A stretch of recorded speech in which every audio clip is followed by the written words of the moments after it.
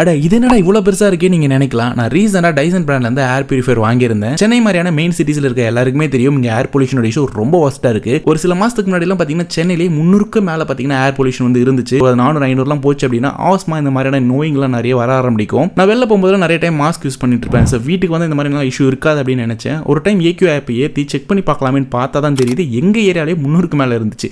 இதுக்கு மேலே ஹெல்த்தில் காம்ப்ரமைஸே பண்ணக்கூடாதா? ஏன்னா வீட்டில் வயசானவங்க இருக்காங்க, குழந்தைங்க இருக்குது, அப்போ பெட்டும் வச்சிருக்கேன், அதோட முடியுமே வீட்டுக்குள்ளே சுற்றிட்டு இருக்கும். ஸோ இவங்க எல்லாரோட ஹெல்த்தையும் நான் பார்க்கணும் இல்லையா? அப்போ நான் இந்த மிஷினை வந்து நான் ஆர்டர் பண்ணி வாங்கியிருந்தேன். ஒன்ஸ் இது எங்கள் வீட்டுக்கு வந்ததுக்கப்புறத்துலேருந்து எங்கள் வீட்டில் நிறையவே சுத்தமான காற்றை எங்களால் சுவாசிக்க முடிஞ்சது. ஏன்னா எனி டைம் இது ஓடிக்கிட்டு இருக்கும். இதில் ஆட்டோமேட்டிக்கும் வந்துருக்கு. ஏன்னா முக்காசி இப்போ வரது எல்லாமே ஆட்டோமேட்டிக் தான். கொஞ்சம் கொஞ்சமாக நானே நோட் பண்ண ஆரம்பித்தேன். வீட்டில் இருக்கக்கூடிய ஏர்ஸ் எல்லாமே பார்த்தீங்கன்னா நல்லா சுத்தமான காற்றுங்களாம் நாங்கள் சுவாசிக்க ஆரம்பித்தோம். அலர்ஜிஸ் இஷ்யூ எதுவுமே இல்லாமல் இருந்துச்சு. பேட் ஏர்ஸ் எல்லாத்தையுமே பார்த்தீங்கன்னா உடனே வந்து கண்ட்ரோல் பண்ணிடும். ஈவன் நீங்கள் உங்கள் வீட்டில் ஒரு ஊதுபத்தி இது மாதிரி ஏற்றி வச்சிங்கன்னா அது வரக்கூடிய புகைகளை டக்குன்னு பார்த்தீங்கன்னா அதை அப்சர்வ் பண்ணி எடுத்துக்கும். ஸோ அதனால தான் சொல்கிறேன், ஏர் பியூரிஃபையரில் நீங்கள் காம்ப்ரமைஸ் பண்ணாதீங்க. ஸோ நல்ல பிராண்டாக பார்த்து வாங்கி வச்சுக்கோங்க. நான் சில நல்ல பிராண்ட்ஸை பார்த்து எடுத்து வச்சிருக்கேன். உங்களுக்கு அந்த ப்ராடக்ட்டை பற்றின டீட்டெயில்ஸ்லாம் தேவை அப்படின்னா என்ன ஃபாலோ பண்ணிட்டு லிங்க்னு கமெண்ட் பண்ணுங்கள். நான் உங்கள் எல்லாருக்கும் டிஎம் பண்ணுறேன்.